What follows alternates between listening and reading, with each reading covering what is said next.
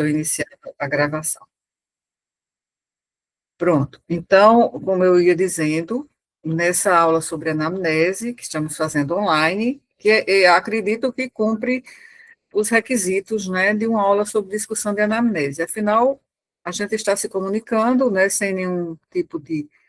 A única barreira é que não nos encontramos presencialmente.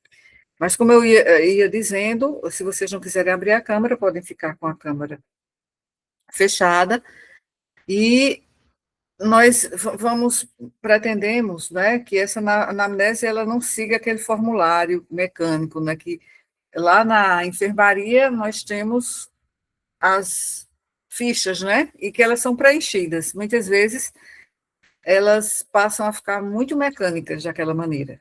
Então, porque a anamnese é justamente nos ajuda a estruturar a narrativa do paciente, né, para organizar. E aí o registro que vai decorrer da anamnese, ele tem uma observação clínica que precisa ser clara, precisa ser precisa, a partir da problemática e da narrativa que o paciente traz, que muitas vezes não é organizada. Então, a anamnese e o registro dela tem esse objetivo de organizar, né? Colocar tudo em uma ordenação cronológica, para que fique mais inteligível ao leitor que não esteja com o paciente, ao ler a anamnese,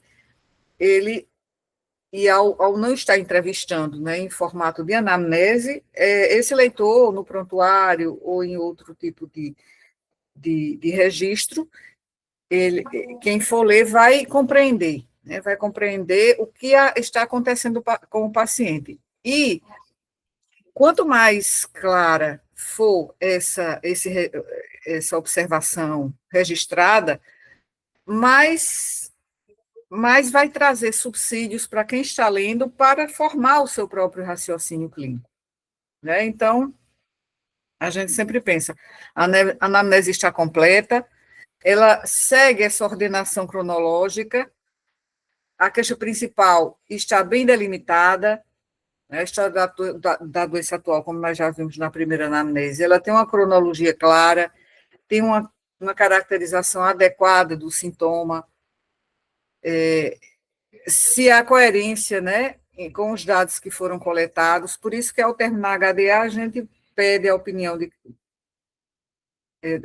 vocês sobre a anamnese que está sendo lida, se aquela história da doença atual, ela está clara, ela traz as informações que são necessárias para que a gente desenvolva o raciocínio clínico.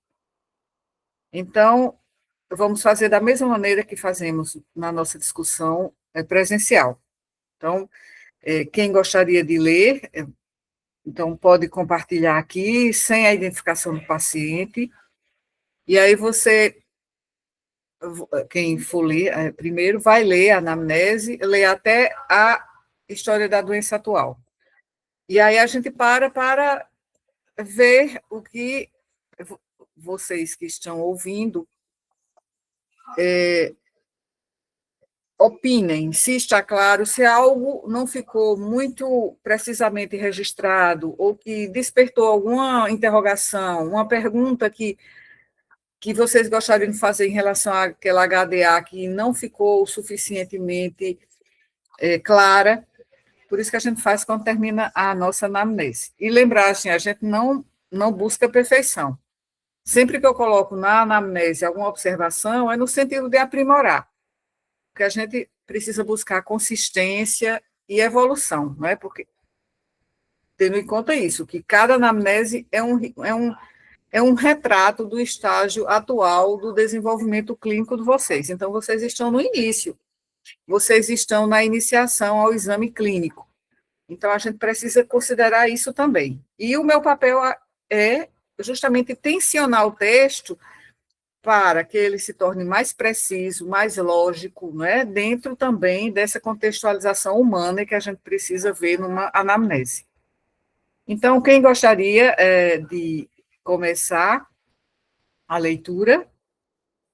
Eu começo, professora. A senhora quer que apresente tela ou só lendo Bom, mesmo?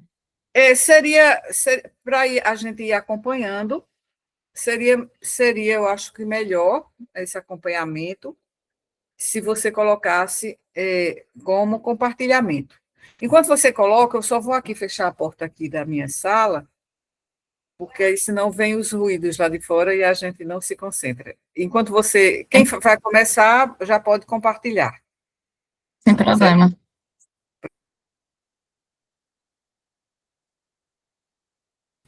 Eu vou só aqui fechar a sala e já volto.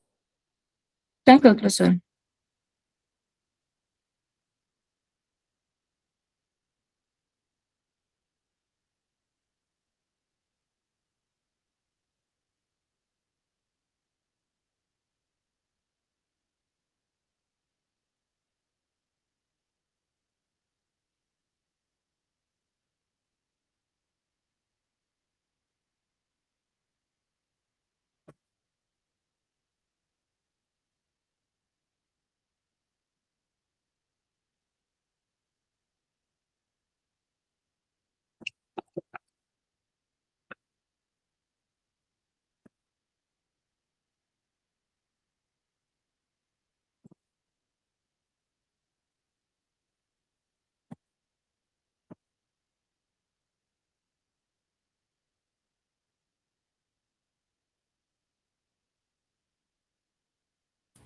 Pronto, voltei. Então, aqui está a anamnese, que está compartilhada. Pronto, certo. Exatamente, está com os dados Cobertos. com tarja, né? Certo, muito bem. E Isso. então, por favor, você já pode iniciar.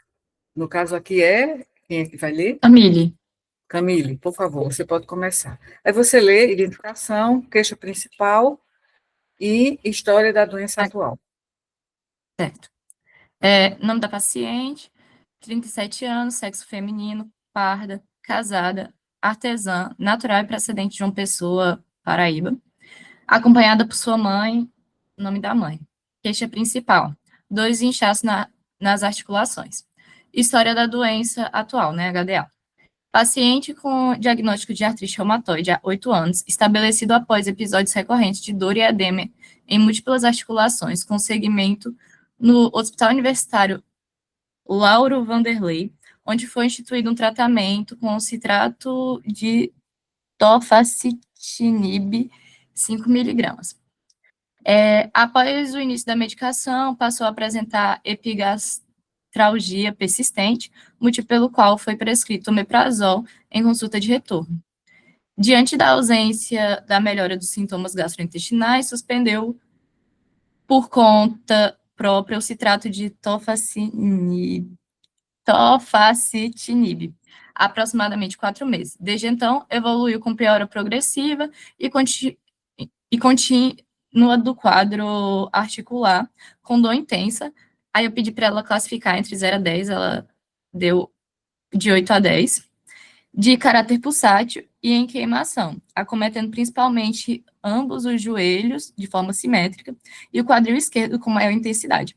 Refere curso contínuo dos sintomas, com melhora parcial ao movimento e hidratação e piora progressiva ao longo dos meses.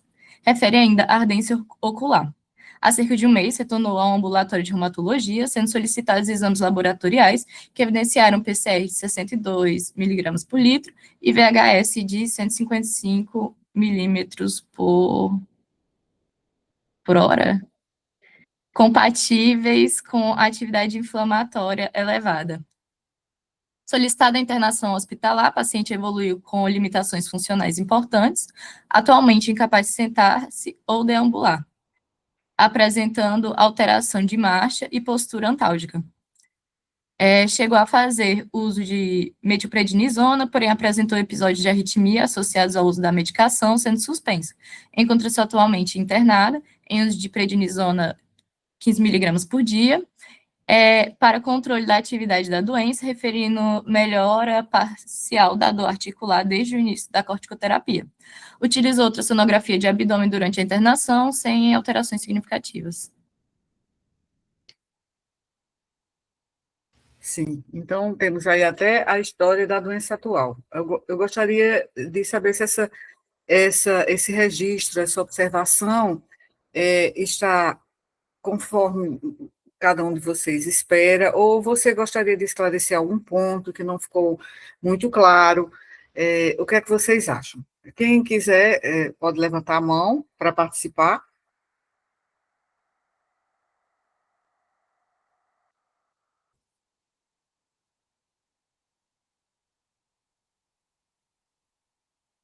Certo, então, podemos começar? Pode falar. Eu acho, professora, que levando em consideração, eu acho que está muito boa, e acho que levando em consideração também a última anamnese, a primeira que a gente fez, eu acho que teve uma melhora substancial em relação aos detalhamentos, em relação à Sim, medicação também do paciente, e também o que aconteceu no HU, a partir do momento que ele chegou, acho que ficou bem mais detalhado. Acho que ficou muito bom, ficou sim, claro. certo. Para você ficou clara, né? Você não ficou com nenhuma dúvida em relação a esse registro, né? Alguém Não, acho gostaria que ficou bem claro. de comentar?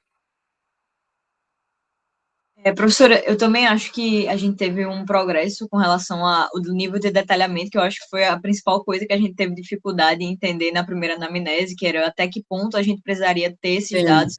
Eu Uhum. lembro que uma coisa que a gente citou muito foi a gente não saber que tinha que colocar a posologia das medicações. E nessa daqui a gente já viu que Sim, ela trouxe a da prednisona, do citrato, e já foi uma coisa que a gente não tinha colocado, não tinha se atentado muito de trazer na sim, outra anamnese. Nessa ela já trouxe com muito mais detalhamento, né? E como a Elisa também comentou, a gente teve a descrição da dor de forma melhor, a gente teve a questão da cronologia, de quando chegou no HU também, sim. acho que mais explicada. Então, eu acho que a gente está caminhando para um bom progresso aí nessas anamneses.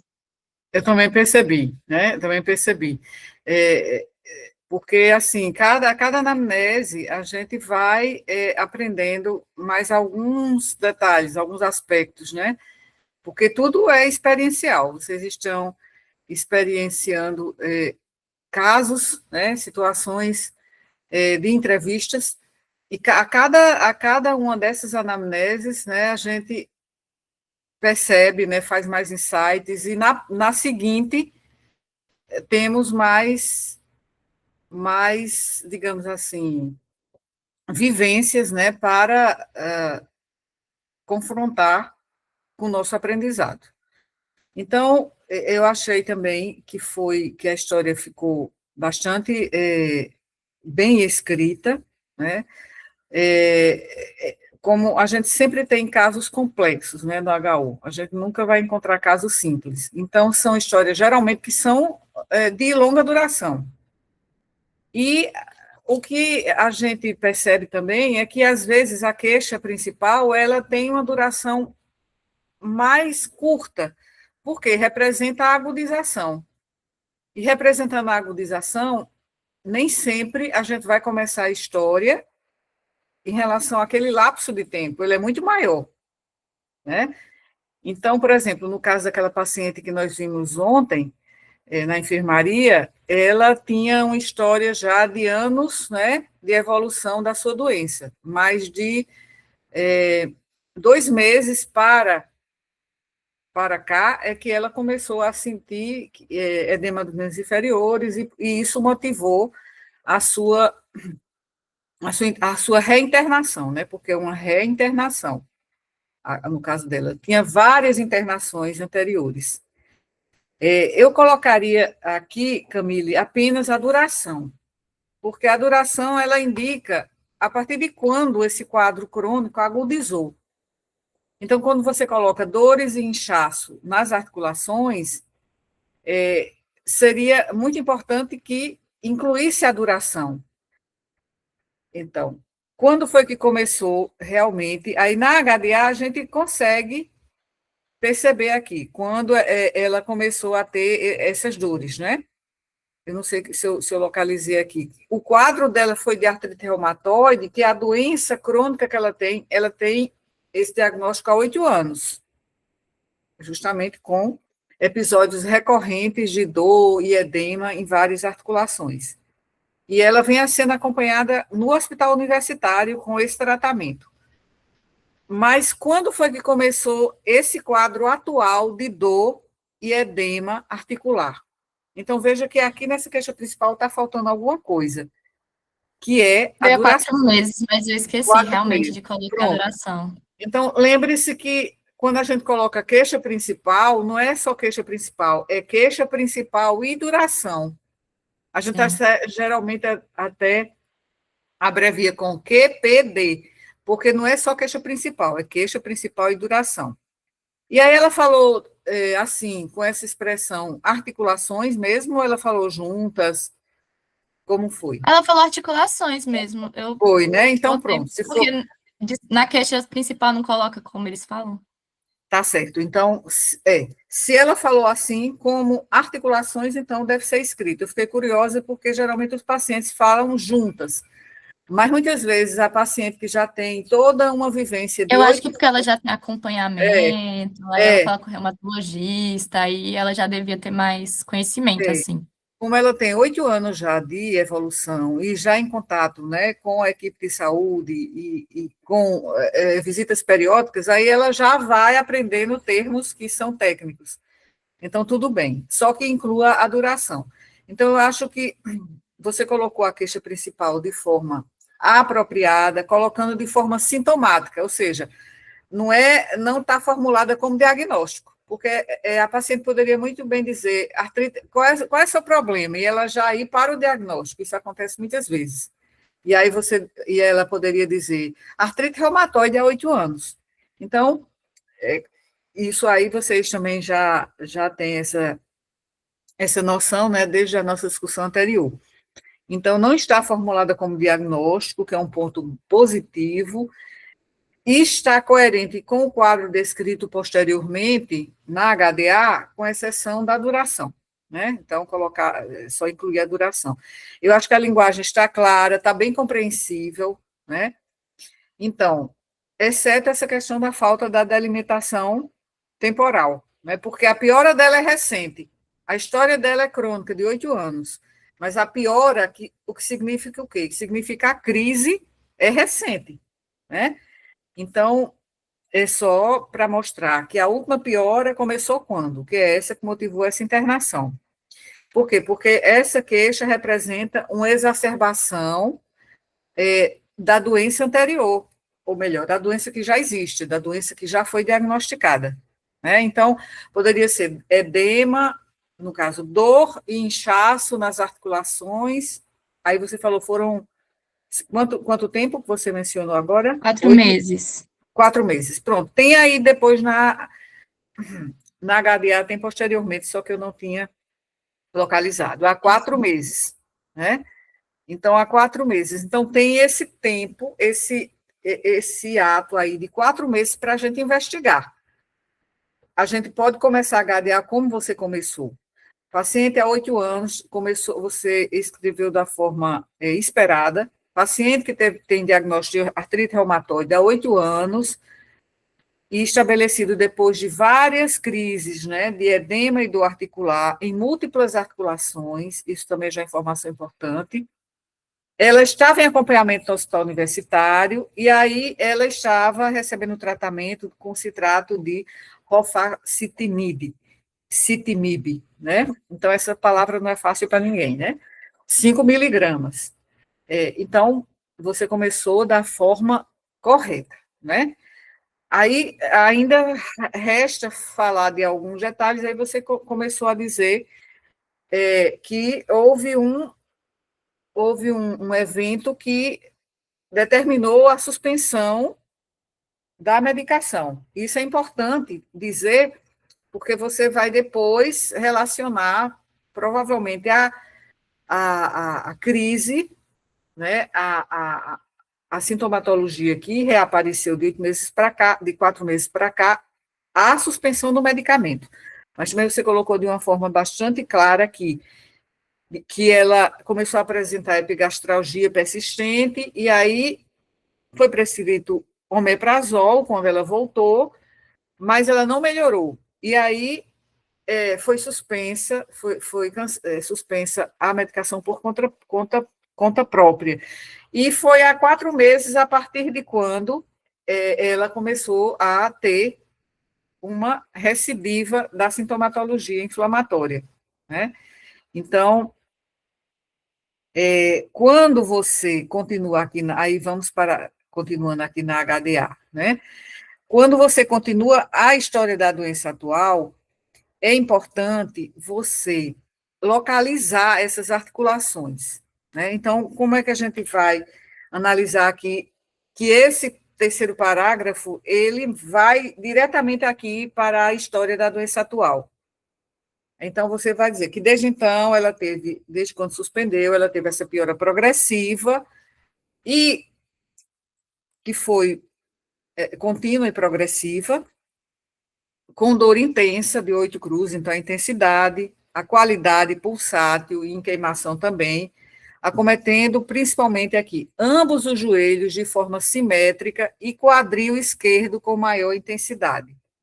Então, aí sim a gente tem, não precisa realmente você descrever isso na queixa principal, mas aqui na história da doença atual, você já identificou quais as articulações acometidas. Não havia nenhum outro comprometimento articular além dos,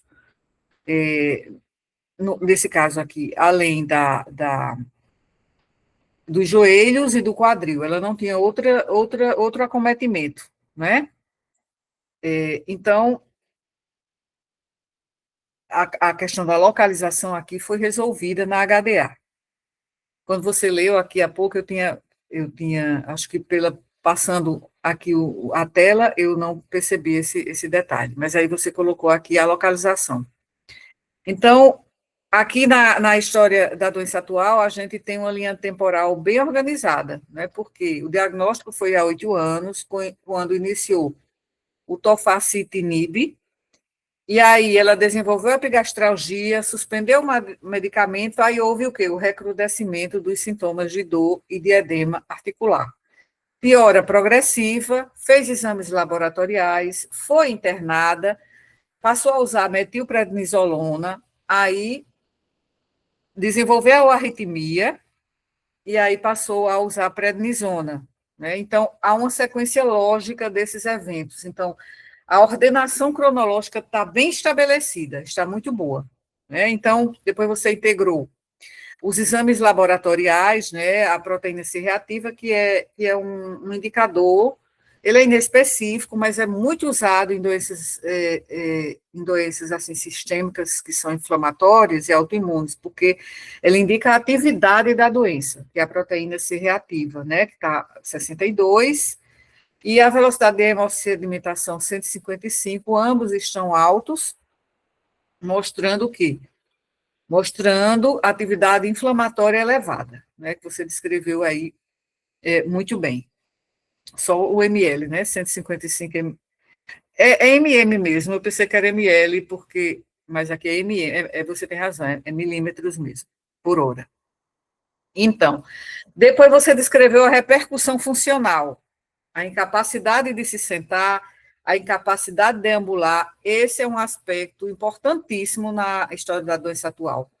Então, tem uma paciente que tem um quadro inflamatório, né, de articulações poliarticular, então, isso repercutiu sobre a sua capacidade funcional. Então, está muito bem descrita a alteração da marcha, a postura antálgica, né? Então, isso qualificou o quê? Qualificou a gravidade, certo? Muito bem. Então, acho que a caracterização da dor, né? Você caracterizou a intensidade, é uma dor intensa, né? 8/10, o caráter pulsátil em queimação. Seria importante, você disse assim, que ela foi uma melhora progressiva, né? E ela foi contínua, não é isso? Então, como não evoluiu com episódios, né? Episódios de piora, então não há necessidade de falar da duração dos episódios, porque ela foi contínua e progressiva, né? E aqui você também poderia esse é um dado que vocês não precisariam saber. Mas, assim, a gente já vai falando porque a gente está falando de iniciação à clínica. Então, a gente já vai mencionando, embora não seja ainda do escopo da semiologia que se espere que vocês saibam. A questão da rigidez. A rigidez matinal é importante, né? Então, é uma característica dessa doença, artrite reumatoide. Então, perguntar se ela tem rigidez matinal, que é um sintoma associado, né? Essa rigidez matinal, ela acontece pela manhã ao acordar. E é importante a gente saber a duração dessa rigidez matinal. Então, quanto dura o tempo em que ela sente como se as articulações estivessem presas, né? Tivessem como se fossem, muitas vezes os pacientes chamam essa rigidez matinal de que está sentindo como se estivesse com as juntas entrevadas.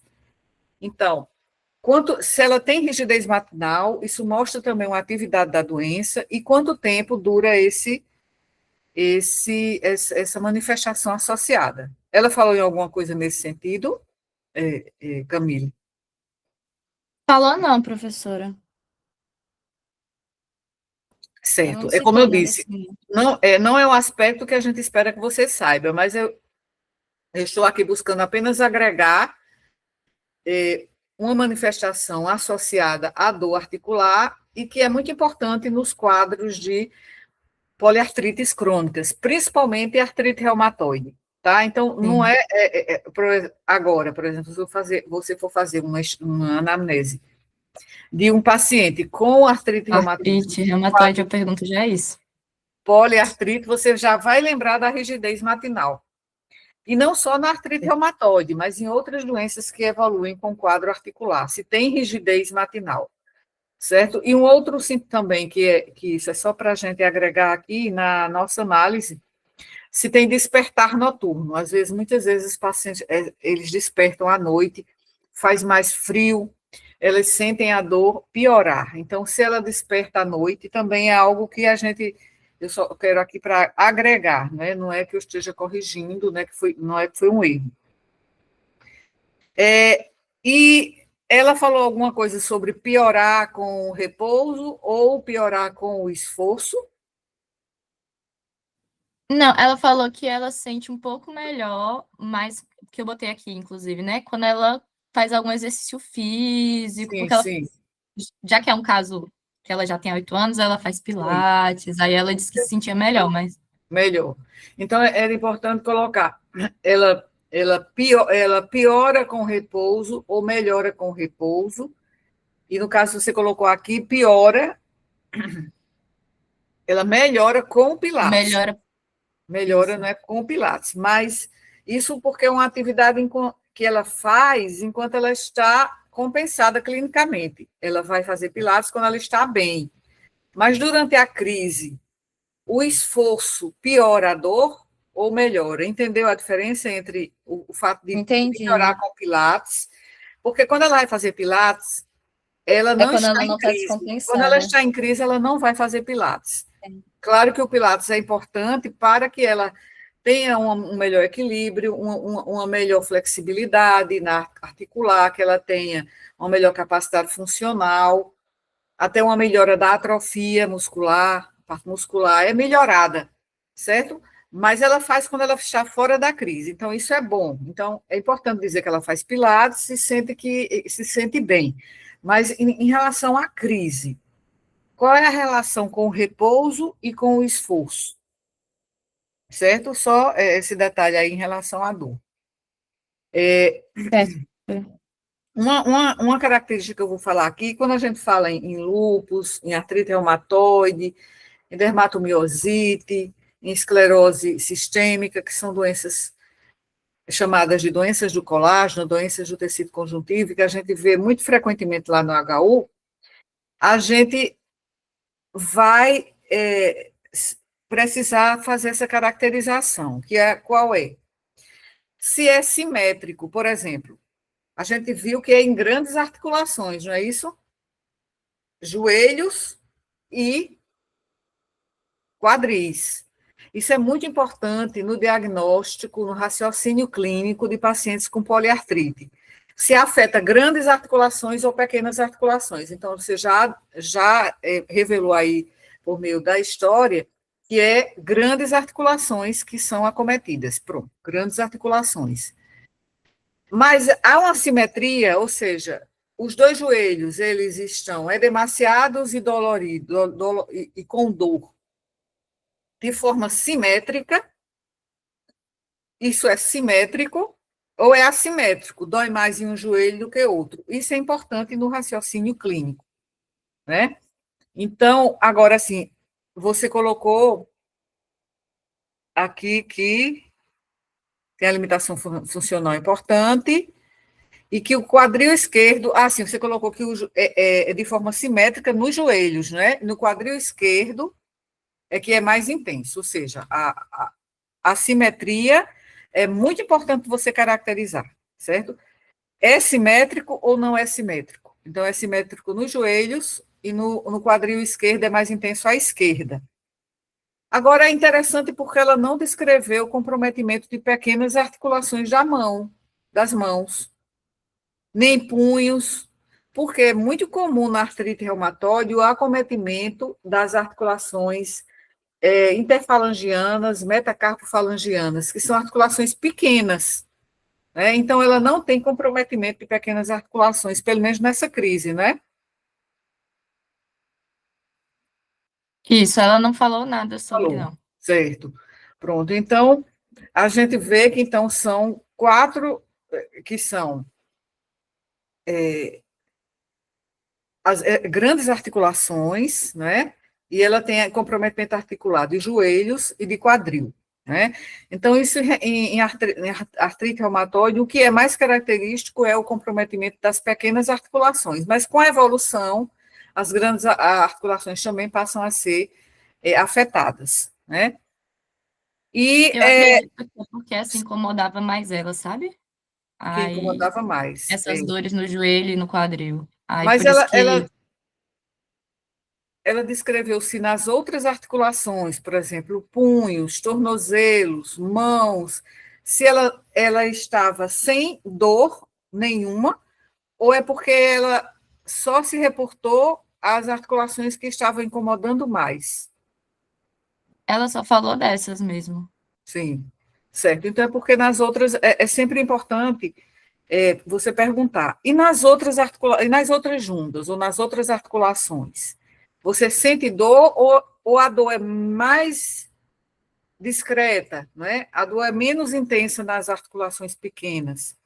Então, seria importante só para complementar aqui. E você pode até colocar um registro, né? Um registro assim, negando. Paciente nega dor e edema nas demais articulações. Por que é importante? Porque esses quadros são de poliartrite. E quanto maior o comprometimento, maior é a atividade inflamatória. Então, quando ela diz, eu tenho dor nos joelhos, que é simétrica, e no quadril mais à esquerda, aí é sempre importante perguntar, nas outras articulações? Nas articulações das mãos, do punho, dos tornozelos, é importante ter o número exato de articulações acometidas.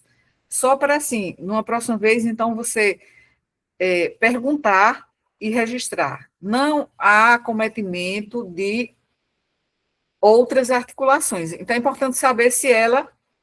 Então, ficou bom quando você aumentou aí o tamanho, né, da fonte. Não, ampliou, né, o zoom.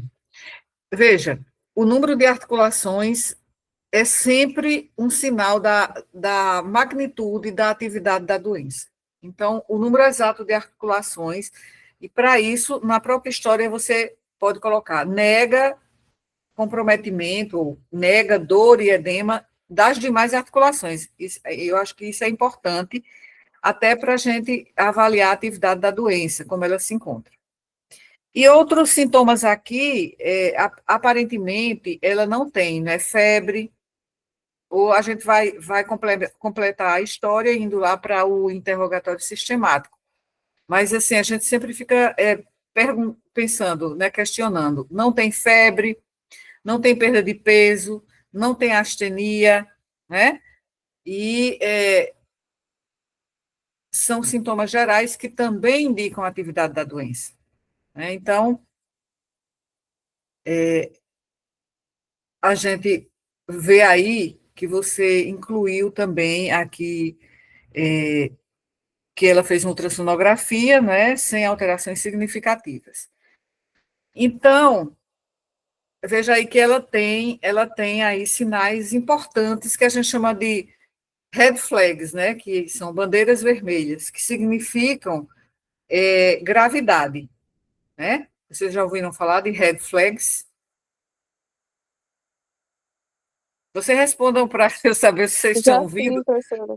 Uma vez eu estava aqui em não sei se foi uma aula, e aí eu fiquei falando e não percebi, né, que eu estava, na realidade, tinha caído a minha conexão. Então, às vezes eu sinto falta esses encontros online, né, como eu não estou, eu até pedi que vocês colocassem a câmera fechada, se assim quisessem, mas, assim, de vez em quando eu preciso checar, certo? Então, red flags, já ouviram falar de red flags ou bandeiras vermelhas? São sinais ou sintomas de alerta. Então, Já sim. quais são os sintomas de alerta que elas têm? Vamos agora pensar, porque a gente não só lê a anamnese e vê o que faltou e o que está ok. A gente também precisa já ler a anamnese e buscar desenvolver o raciocínio clínico, né? Então, essa é a introdução ao exame clínico. Então, o que é que vocês acham, assim, em termos de sinais de alarme ou red flags, no caso dessa história? Aí pode ser, além de Camille, pode ser Bruna, Maria Eduarda, Gabriela, Raiane ou Elisa. Você acha que aí tem sinais de alarme para ela? Além do internamento, né? O internamento já é um sinal de alarme, mas fora o internamento, para a gente aqui desenvolver o nosso raciocínio clínico. Que sinais de Acho que alerta? Oi? a dificuldade dela de deambular. Exatamente. A incapacidade funcional dela, Gabriela, grave, né? Ela não está andando, e isso mostra a repercussão que está tendo na capacidade funcional dessa paciente, né? Então, outra coisa que ela tem a gente não sabe, mas vamos ver daqui a pouco se ela tem, mas aí a Camille já pode nos antecipar. Ela tem perda de peso, febre, Camille? Perda de peso, não. Não? Não, aliás, ela tem perda de peso, sim.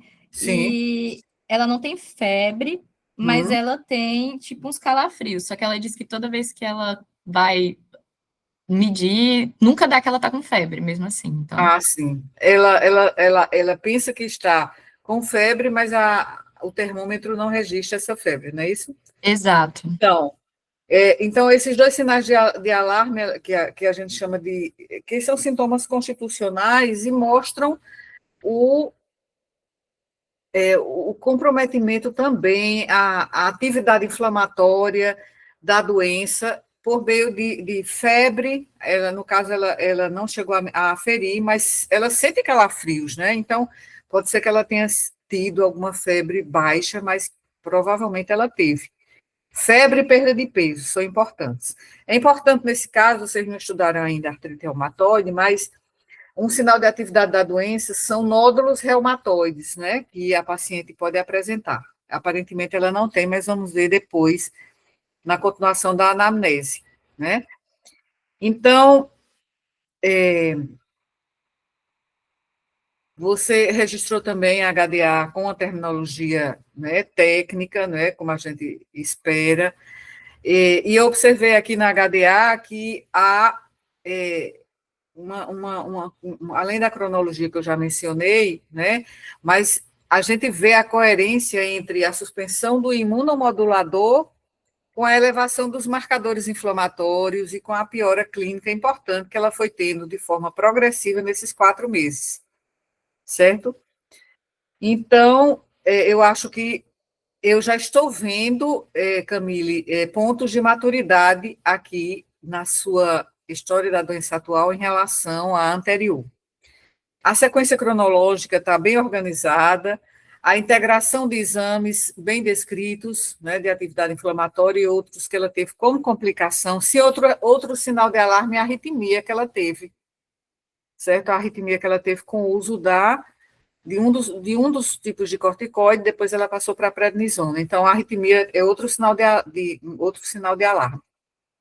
Quando falei aqui dos exames, aí eu lembrei da arritmia também. A descrição da gravidade funcional, você também descreveu muito bem, e você mostrou claramente que a paciente está em atividade inflamatória, certo? Então, quais seriam os pontos a desenvolver?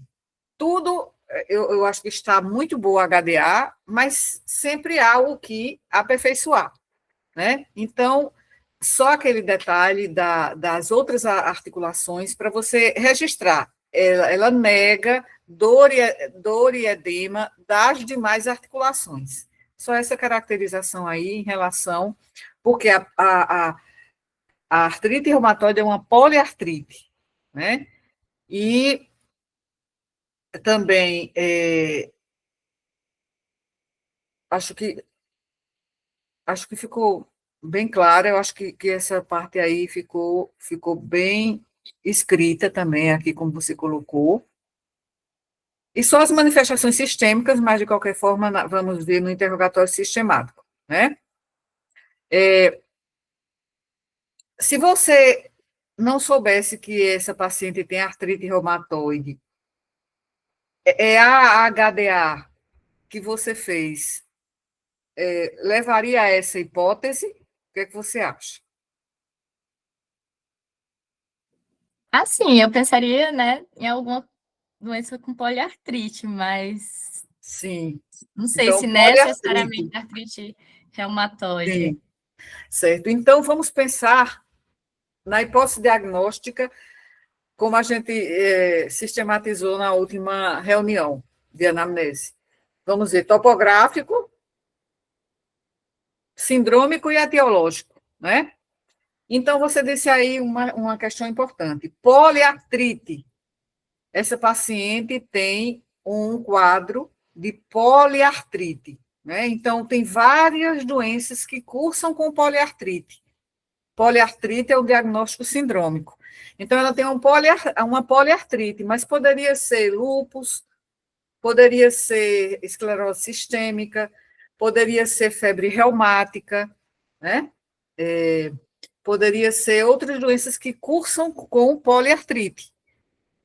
Mas tem algumas características aí que também a gente vai chegar a essa, assim, puxar mais para uma ou outra hipótese etiológica por meio do restante da anamnese e lá na ectoscopia, que é deformidade articular. Ela não descreveu, mas pode ser que tenha deformidade e ela não note. Então, é um outro detalhe que é importante. A artrite reumatoide, ela é deformante. Aí eu fico pensando, você poderia antecipar esse dado só para a gente pensar aqui sindromicamente, em termos de que poliartrite a gente tem aqui diante desse caso? Ela tem deformidades articulares? Ela tem nas mãos. Nas mãos, pronto. Então, isso já vai encaminhando nossa hipótese diagnóstica etiológica. Eu estou antecipando aqui, sem perguntar a vocês, porque já é um conteúdo muito mais à frente, né, da semiologia. Uma poliartrite de pequenas articulações, que é simétrica, não é migratória, preste atenção nessa característica da poliartrite. Ela é cumulativa. Vocês já observaram que essa paciente ela foi apresentando, não dá para a gente caracterizar bem isso, por quê? Porque ela só referiu dor no quadril e nos joelhos. Mas provavelmente em outras crises isso pode ter ficado mais evidente. A artrite reumatoide, ela cursa com uma poliartrite que ela é chamada de cumulativa. Por quê? Porque ela vai afetando uma articulação, uma piora progressiva, e outras articulações vão aparecer, vão apresentar dor e inchaço, sem que as anteriores, que foram anteriormente afetadas, elas regridam em seus sinais inflamatórios. É diferente da febre reumática. A febre reumática ela é migratória, ou seja, vai melhorando uma articulação, o paciente tem dor articular, geralmente são grandes articulações. Essas articulações, ela tem edema, ela tem dor, às vezes outros sinais logísticos também, dependendo da articulação ser mais superficial ou profunda.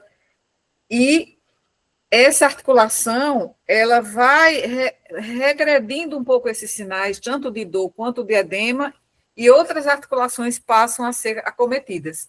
Então, isso é típico de febre reumática.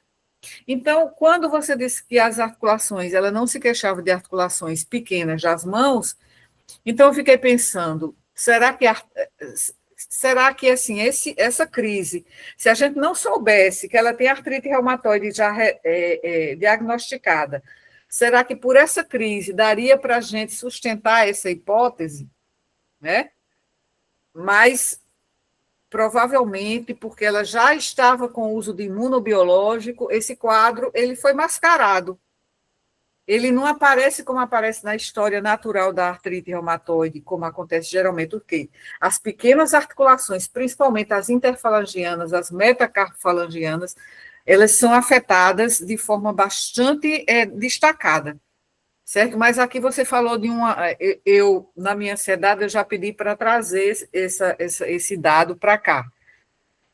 Ela tem deformidades nas mãos.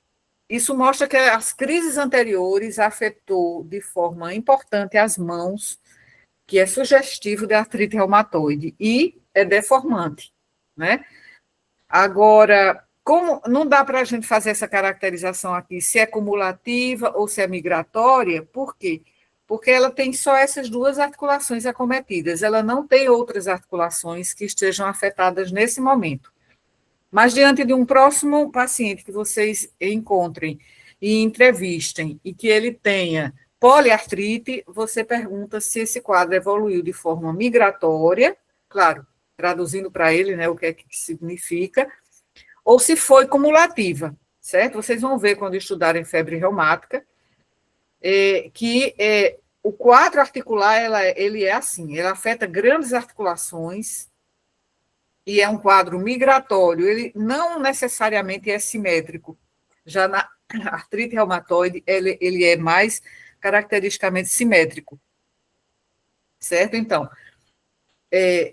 hipótese diagnóstica topográfica, articular, né? Poderíamos dizer, de forma assim muito mais completa, músculo esquelético, né? Porque essas doenças, elas afetam não só as articulações. E é um comprometimento músculo-esquelético, embora ela não tenha sinais sistêmicos agora, né, mas por essa história, ela não tem febre, não tem perda de peso, então a gente pode até dizer é um quadro sistêmico, mas pela história atual não dá para a gente chegar a essa conclusão, a não ser sendo induzida pelo relato de que ela tem já esse diagnóstico. Mas, como eu disse, esses quadros subsequentes, em que o paciente já está em tratamento, pode não ter essas recidivas, pode não ter aquelas características que acontecem numa primeira crise, né? Então, o que é que chama a atenção? É um quadro inflamatório, né? Então, o que é que esse paciente tem? Tem um quadro de poliartrite inflamatória. Esse é a hipótese diagnóstica sindrômica. Poliartrite inflamatória. Certo? Só faltou um pouco para a gente completar a sistêmica. Mas se a gente colocar sistêmica, a gente já está sendo induzido pelo diagnóstico que ela já relatou, né? Mas podemos ficar com poliartrite inflamatória. Agora, a hipótese diagnóstica etiológica, aí a gente já tem, né? Pela própria HDA, artrite reumatoide. Se bem que por ela já tem esse diagnóstico há 8 anos. Então, é possível que já lá no início tenha sido bem típico, bem característico de artrite reumatoide. Pequenas articulações, simetricamente, com febre, com perda de peso. Mas depois, quando ela já está em tratamento, esse quadro já não está, digamos, ele já não está tão claro como seria sem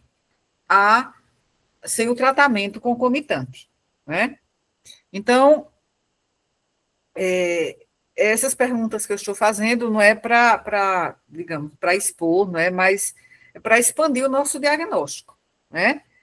Então, quando eu perguntar assim, por que você perguntou isso, ou por que você não perguntou aquilo, eu estou convidando vocês a tornarem explícito, né, o nosso pensamento clínico, certo? Então, nós estamos aqui diante de uma paciente com poliartrite crônica, poliartrite inflamatória crônica, porque é de 8 anos, e que já tem um diagnóstico etiológico, que é de artrite reumatoide. Agora nós podemos... Vocês gostariam de colocar mais alguma coisa?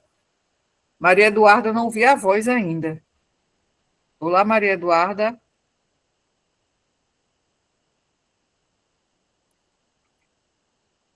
Será que eu tive uma queda de conexão? Olá? Não, professora. Eu Aqui acho tá normal, a professora. senhora está aqui, normal. Pronto, ok. É porque... Então, eu preciso sempre do feedback, porque não é diferente de presencial, né? Então, o que é que vocês acham?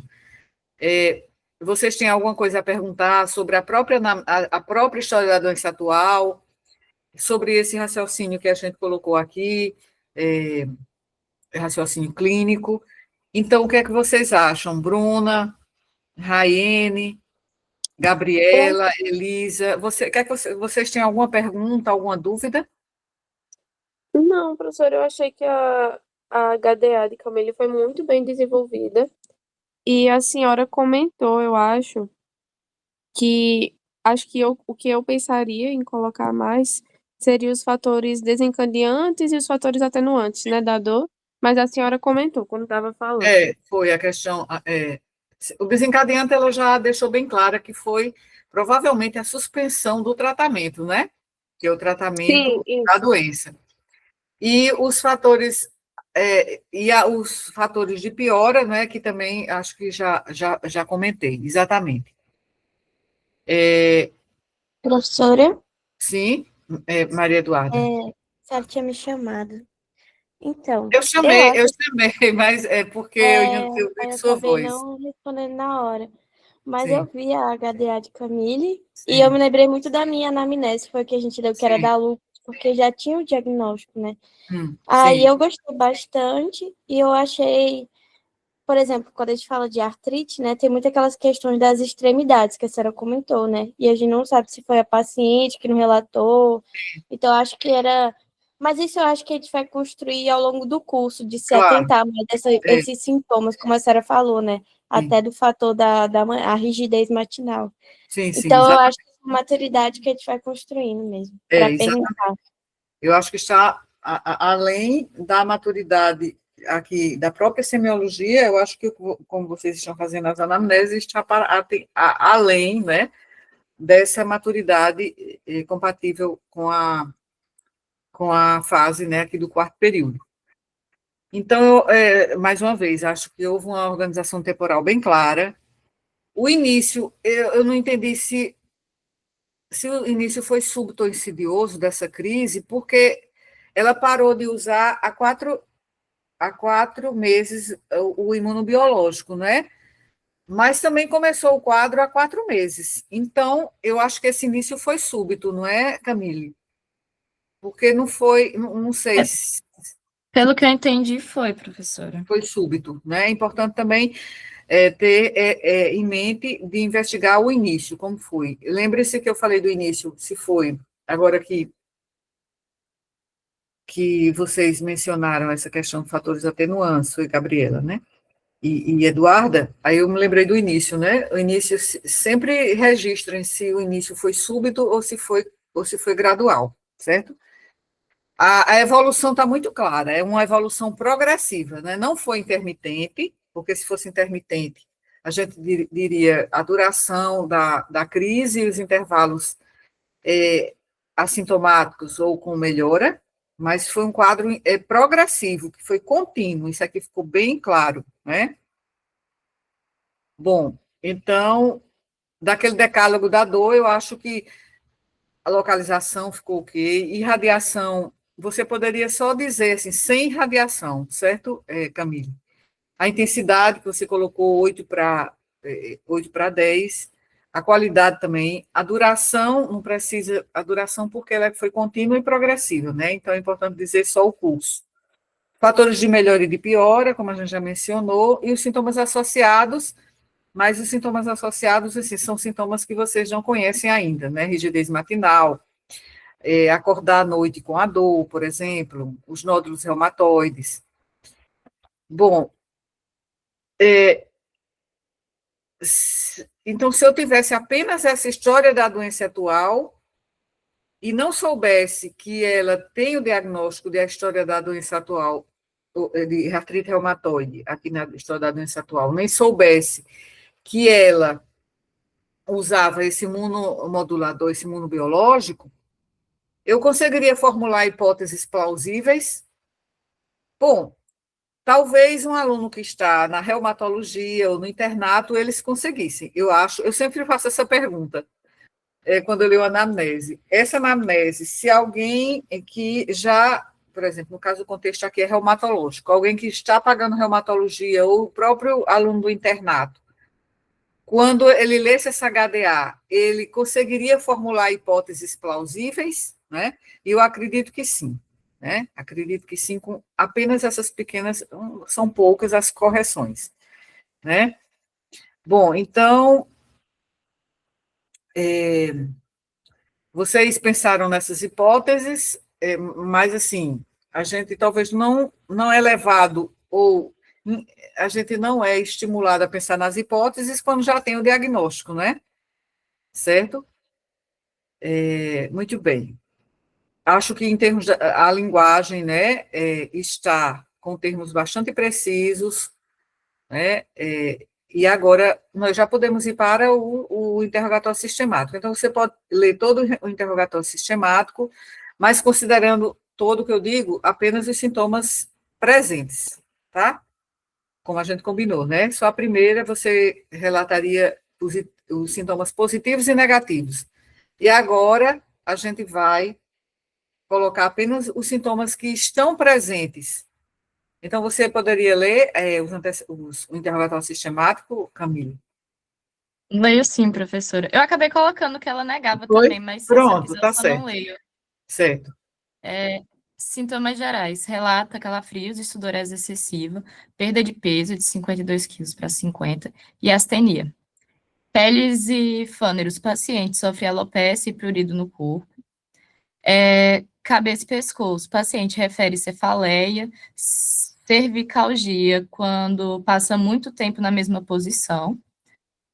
Olhos. Paciente refere fotofobia e dor ocular. Ouvido. Paciente refere zumbidos com chiados. Nariz e cesa facial negou tudo. Cavidade oral. Paciente refere dor nas articulações temporomandibular. Garganta, paciente refere odinofalgia e pigarro. Aí na mama ela negou tudo. Respiratório, paciente refere tosse seca durante a noite e dispneia ao esforço. Cardiovascular, paciente refere arritmia pelo uso da metilprednisolona e claudicações intermitentes. Sim. Digestório, paciente refere a epigalstralgia no uso do citrato Sim. tofacitinib e era obstipação que estava certo, tá certo? Obstipação. Obstipação. Obstipação, Mas aí, no caso, obstipação você pode colocar apenas obstipação. Quando a gente usa constipação, é que precisa dizer constipação intestinal. Certo? entendi. Aí rins e vias urinárias ela não referiu nada. Sistema nervoso também. E psiquismo, ela refere insônia há 10 dias. Certo.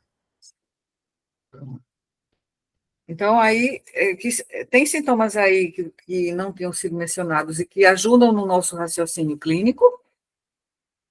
Aí eu pergunto a Bruna, Eduarda, Gabriela, Raiane e Elisa.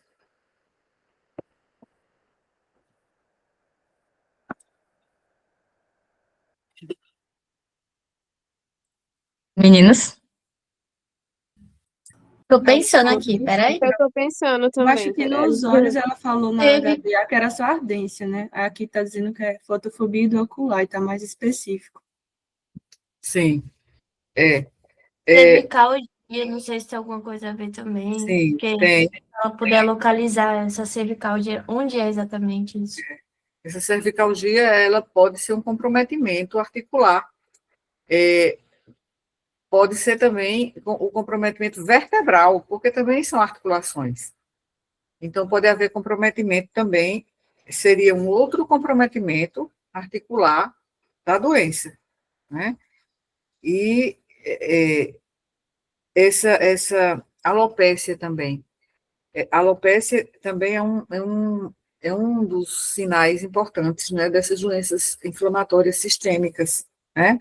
A perda de peso foi 2 quilos em 4 meses.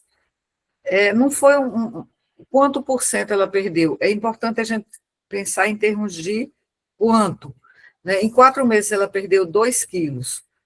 Pode ter sido por outras razões, mas é uma perda de peso. Geralmente, uma perda de peso assim, importante, a gente tem mais ou menos uma perda de 5% do peso corporal em 6 meses, né? Então, foi uma perda que, assim, não foi tão importante assim, né?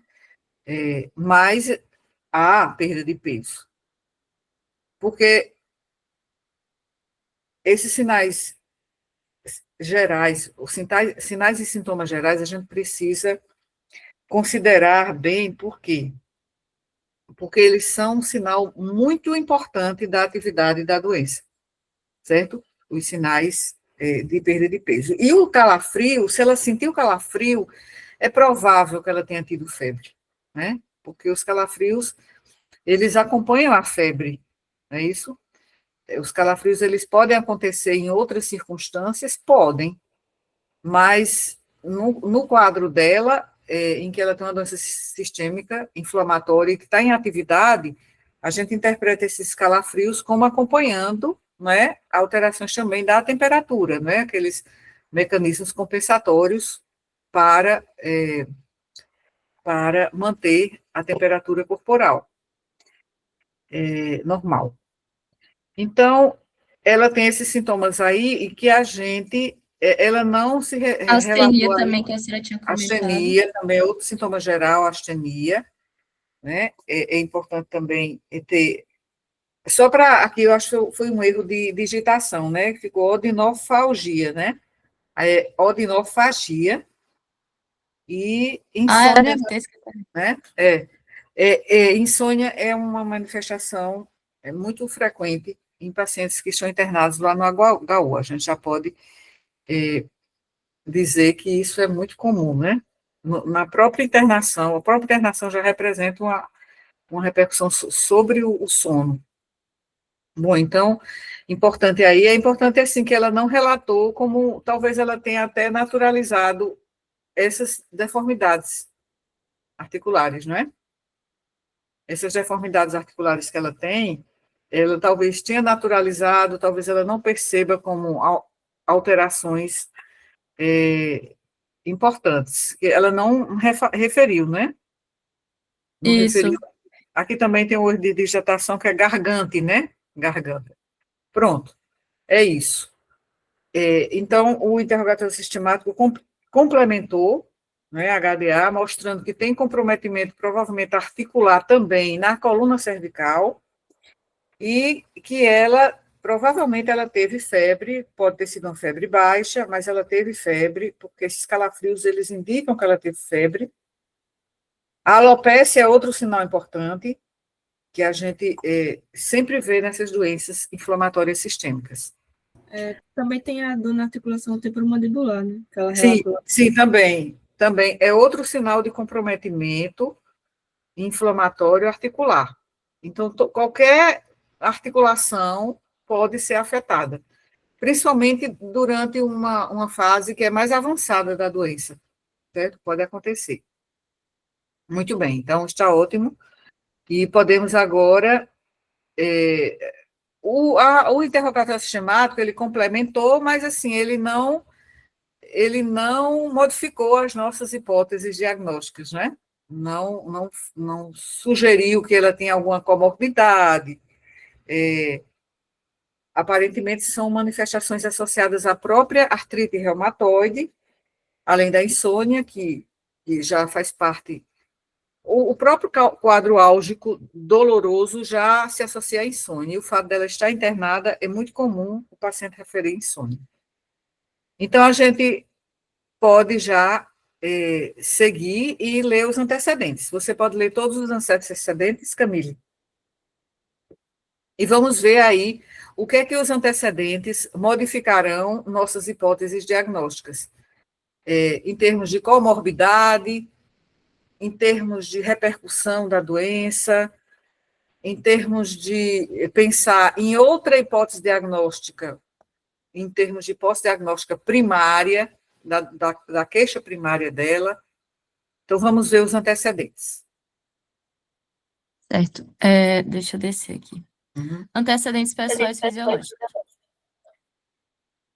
Paciente relata de gestação com pré-natal, parto eutóxico, transvaginal a termo. Paciente possui irmã mais nova que tem artrite reumatoide. Paciente relata vacinas de infância e na vida adulta completas, inclusive as vacinas de gripe e Covid. Teve a primeira menarca aos 13 anos, heterossexual, e teve sua primeira relação aos 25 anos com seu marido e único parceiro sexual, com quem usa preservativos e tem relações regularmente. Paciente possui ciclo menstrual de fluxo intenso, que dura 6 a 7 dias. Paciente tem uma filha nascida de parto cesárea. E paciente cuida das próprias medicações, nutrição e outras necessidades, mas recebe apoio da família, mãe, pai, esposo, quando necessário. Antecedentes pessoais patológicos. Paciente relata ter tido sarampo, nega varicela, as coisas que ela nega na infância. Na vida adulta, a paciente refere derrame pericárdico. A paciente refere alergia a caranguejo. Relata cesárea há 12 anos no Instituto Cândida Vargas com única cirurgia. No caso, ela negou hospitalizações, traumatismos e hemotransfusões, drogas, e refere o uso de prednisona 15 miligramas por dia. Antecedentes familiares: pai, mãe, 61 anos, sem doenças relatadas, marido, 37 anos, sem doenças relatadas, avó materna. Ela não sabia dizer exatamente a idade da avó dela, é diabética e hipertensa, e aí eu esqueci de colocar a irmã, agora que eu parei para perceber que era para eu colocar daqui. Histórico familiar: diabetes, hipertensão arterial, AVC e artrite reumatoide. Se ela tem, né, esses antecedentes. Isso. Antecedentes sociais: a paciente mora em casa de tijolo, com 6 cômodos, saneamento básico, água tratada, água encanada, coleta de lixo. Nega proximidade de fábricas de esgoto e lixão. Paciente refere dieta feita por nutricionista, com 5 refeições por dia. Ingestão líquida de cerca de 2 litros de água por dia. Moderado uso de sal. Paciente trabalhou como auxiliar da igreja e agora atua como artesã. A renda da família provém principalmente do trabalho do esposo e do BPC, que é o benefício de prestação continuada. Paciente é evangélica, tem um bom relacionamento com a família, sem isolamento, fazia atividade física de 2 vezes por semana, fazia pilates. Refere de sono alterado, com insônia há 10 dias, e aí nega uso de álcool e tabaco, possui contato com a calopsita de estimação, e relata que tomou banhos de rio, mas foi só na infância, e consome açaí e suco de cana-de-açúcar. Certo. Então, o que é que vocês acham em termos de antecedentes, vocês acham que ficou faltando algum aspecto a ser abordado ou registrado? O que é que vocês acham? Eu achei interessante que no histórico familiar já teve, né, artrite Sim, sim, reumatoide. reumatoide, É, achei interessante isso, que acaba confirmando um pouco da nossa hipótese. sim, Ah, deixa eu ver. É porque realmente assim, é uma falta de informação, né? A avó materna não sabe a idade, essas coisas. sim, Eu enfrentei isso com o meu paciente, assim, ele estava bem. Até é, pela doença crônica dele, ele nem informou direito as coisas, mas isso aí é o padrão do HU, geralmente. certo, pronto, ok, então, a gente, a gente observa também que, assim, aparentemente ela estava, enquanto estava em tratamento, ela estava bem em termos de sua vida geral, né? Porque ela estava atuando como artesã, tem um bom relacionamento familiar, né? Não é isolada assim da família, não teve repercussões na vida sexual, então aparentemente ela tinha uma vida que estava, né, fluindo, né? Não, não avaliamos o resultado do tratamento apenas em relação à regressão dos sinais e sintomas da doença, mas também da repercussão que tem sobre a vida dela, né? Então, a gente vê que embora ela receba, né, esse benefício assistencial do governo, mas ela tem atuado como artesã, não é? E tem um bom relacionamento na própria família, é, a questão marital também, aparentemente, né? Então, isso é muito bom. Aí me surgiu a pergunta, ela, quanto tempo ela, é mais uma pergunta em relação ao quadro dela, quanto tempo ela usou o imunobiológico, Camille? Assim, é que eu percebi que isso não ficou, eu não entendi bem, aí agora eu estou pensando, provavelmente ela estava bem, né? Ela estava bem, então, quanto tempo ela usou o, imuno, o imunobiológico, Então, tratamento? professor, pelo que eu entendi, ela usou aquele tratamento por um bom tempo. Foi por isso que, inclusive, fizeram a ultrassonografia de abdômen, porque eu Sim, acredito, né, que eles tenham pensado a ideia de que, nossa, ela não sentia nenhuma dor e depois ela começou a sentir tomando essa entendi. Porque medicação. ela usou muito tempo, né? É, Aparentemente ela estava bem. Então, assim, esse quadro que apareceu, que ela poderia ter feito endoscopia também, né? Porque pode ser também um problema de refluxo, gastrite, úlcera, porque ela estava respondendo muito bem, aparentemente. A gente está vendo aqui a vida dela e está vendo que ela tem essa insônia, mas uma insônia recente, né?